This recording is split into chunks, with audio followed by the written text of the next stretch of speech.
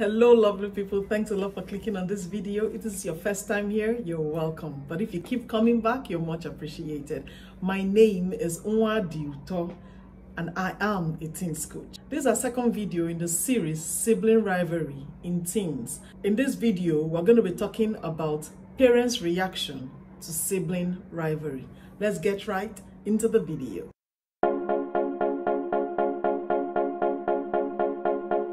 When our children begin to squabble, we could get really stressed. So stressed that the first thing that comes to mind is to yell.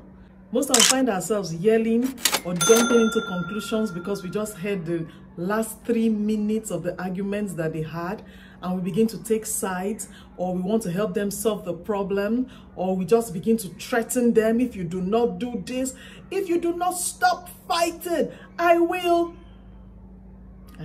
Exactly. So most times that's what we do as parents. But then when we react to hostility with hostility, we are simply promoting sibling rivalry in our children. Again, I would like to say here, your parenting skills might have nothing to do with your children's squabbling, with the rivalry your children are having. Sibling rivalry is simply inevitable. And in our previous video, we've said some reasons why it is inevitable. So instead of yelling, instead of threatening them, instead of jumping into conclusions or going in and helping them solve the squabble they are having, what should be our reactions when our children begins to squabble? So number one, I will say be calm. So you breathe, tell yourself it's not an emergency, and put a smile on your face. Yes, the aim is calm body, calm voice, calm face. So everything should be calm. When you are calm, you are not going to be yelling, you're not going to be screaming, because all that will be promoting sibling rivalry. So don't get angry. It is not an emergency. Yes, they are shouting, they are bantering, they are arguing. It is not an emergency. So just keep telling yourself it is not an emergency.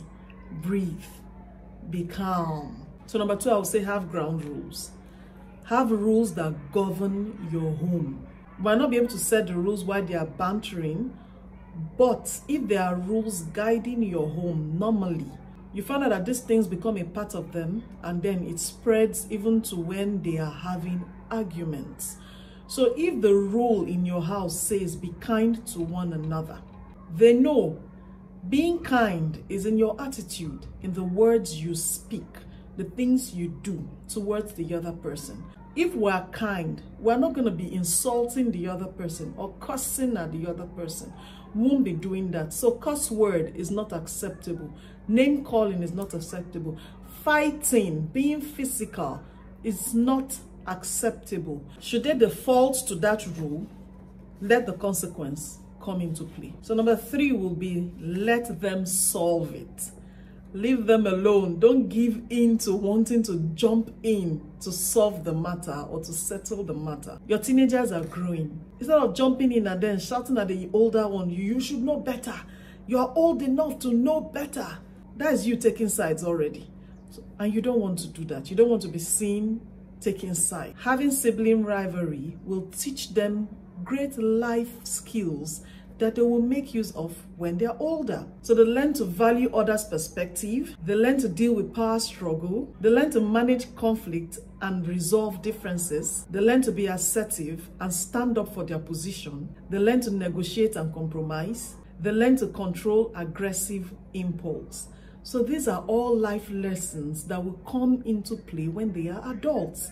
So leave them, let them solve it themselves. Number four, be the model. So if while they were growing up or even now as teenagers, they see you resolve differences without fighting, without screaming, without shouting, then they will imbibe same. Then the last point will be give them individual attention. So it's not when we sit down for family meeting or we sit down in front of the TV wanting to watch TV, or we're all seated there and then we're pressing our phones and all that. No. Be there and be present. So give a dedicated time every day to communicate with your children individually. And then that child will feel special. That child will feel loved. So they will no longer be fighting for your attention. But then you will say, oh, my children are already at the stage where they are fighting and about to kill themselves.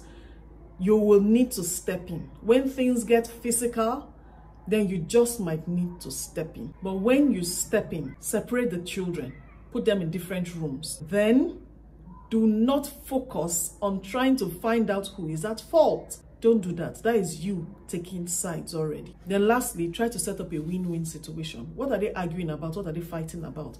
For example, your teenagers are girls, and then one is 16, the other is 15. And they're fighting about a hat that they want to wear to the beach. Oh, there is just one hat, and everybody is fighting over it. Okay, you simply remove the hat, or you make them decide who will wear the hat and when.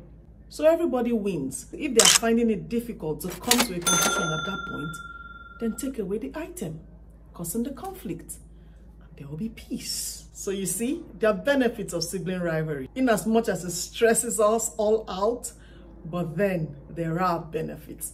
There are benefits only when you let them solve it themselves. Can you leave a comment below sharing how you've been able to resolve conflict amongst your children so far?